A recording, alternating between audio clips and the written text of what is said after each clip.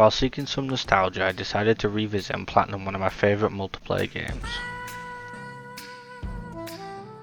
Released in 2015, Rainbow Six Siege is an online tactical shooter developed by Ubisoft Montreal. I wouldn't pick this game up until 2017, but it dominated my playtime for many years to come, and we're back now to grab the platinum trophy. With a 6 out of 10 difficulty rating and an estimated 70 hours to complete the platinum trophy, the platinum starts with designer for customizing a weapon, followed shortly by accessorizing for using 50 different attachments. I did this by simply spamming different scopes on the same gun, and this allowed us to have 2 trophies before even playing any games. If you would have guessed there was trophies for shooting people in a first person shooter, I suggest you get a job as fortune teller. The next 5 trophies were all picked up for eliminating opponents with assault rifles, shotguns, submachine guns, pistols, and finally DMRs. I have no idea why, but Ubisoft made 90% of the trophies only unlockable in quick play or ranked, and you start the game with neither game mode unlocked. Having done most of the trophies I could without quick play or ranked, I jumped into quick play as soon as I hit level 10. And in my first quick play game I was able to pick up 4 more trophies. These are for reinforcing 2 walls, placing 5 barricades, winning a round in under 2 minutes, and finally breaking through a window. You might notice this is not a window, but sometimes PlayStation just doesn't record properly, leaving me empty-handed like when your dad left to go get some milk. While waiting to see if he comes back, I got 2 more trophies. The first one for using a thermite. This is just a gadget that can break reinforced walls, and then finally breaking 5 drones gave me the second trophy. I understand I'm going through some of these trophies quite quickly here, but towards the end of the grind, progress slows down quite quickly and there just isn't much to say for some of these earlier trophies. I promise you that I'm saving up for better equipment, but I made a note when this happened that the footage didn't save, so all I can show you is the screenshot PlayStation took of me getting the trophy. But as you can see, I got a trophy for killing someone with a breach charge on defense, which should be physically impossible because breach charges don't exist on defense. But as soon as he used his breach charge, I killed him and it popped the meat wall trophy. Of course, the PlayStation has no issues recording the simple trophies, but we pick up a trophy for using a breaching charge on the floor. And then we get a trophy for playing 10 rounds as a base operator.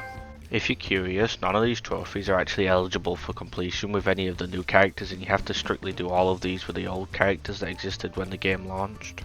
While I was rambling, we got another trophy for killing an attacker caught in barbed wire.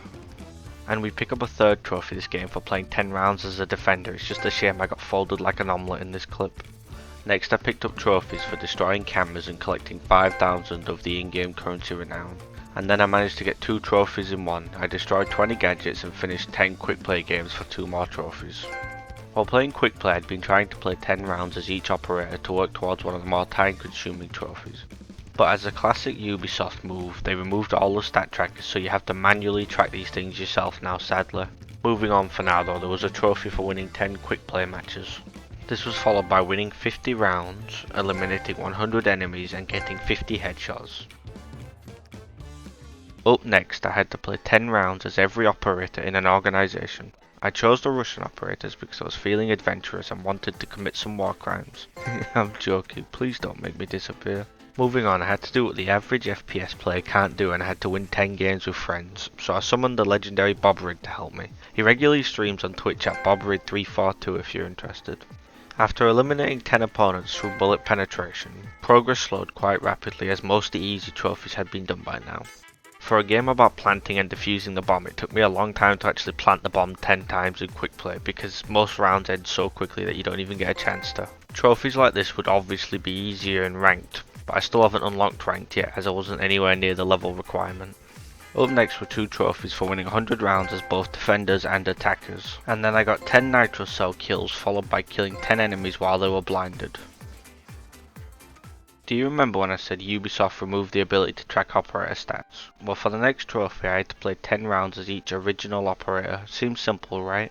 There are 20 base operators, 10 on attack and defense. That means I have to play a total of 200 rounds to unlock this trophy. Which would be true if Ubisoft tracked the stats properly, and since they removed all the stat trackers we have no way to independently verify this, but I had to play over 400 total rounds across all of the 20 operators. Some of the operators I'd even played close to 30 rounds on before this trophy popped. The worst part about it all is Ubisoft stopped updating things, so the third party trackers don't even work anymore, and the only tracker that Ubisoft actually has for this game they rarely update and it's always inaccurate, so it makes no difference at all. After that I picked up an easy trophy for winning a game of Secure Area. This is just an alternate game mode you can play that used to be quite popular back in the day. Applying weapon skins to 30 weapons got me another trophy, and then finally I had hit level 50, which had unlocked both a trophy and the ranked game mode. Honestly, the whole trophy list feels outdated. The next trophy was for spotting a bomb with my drone within 15 seconds of the drone phase starting. The trophy states you can do this in quick play, but it isn't possible in quick play since we already know the location of the bomb, so I had to do this in the ranked game mode. Speaking of the ranked game mode, I had to win a game flawlessly in ranked without dropping any rounds, and it was pretty easy to do this now since you start each season in such a low rank. I also had to win a round on every base operator, and I'm shocked to say this, but this trophy had no issues for once in a Ubisoft game. Speaking of issues in a Ubisoft game, I needed to receive a skill rank to get a trophy. I have no idea how this works since placement matches in ranked were removed a long time ago, but this trophy just randomly popped after I won a game. A clean 4-0 win on the map Outback saw me hit gold for the next trophy. I sound like a broken record, but this will be fixed when I get better equipment for videos. I couldn't find the footage for the next trophy, but I unlocked it for reviving downed teammates, and then in this clip I got a trophy for disabling the diffuser 5 times. This next trophy was the only difficult one remaining.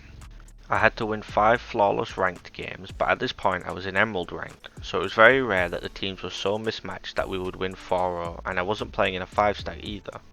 But with that completed, it was smooth sailing from here. All that was stopping me from getting the platinum trophy was getting 10 claymore and grenade kills, so I just had to simply head back into casual and farm these. While doing this platinum, grenades actually got nerfed quite a lot, so it was kinda annoying, but we got the kills anyway and unlocked the platinum trophy. I recently did a community poll for my next video, so that is already planned out, but if you have any feedback or ideas, please let me know.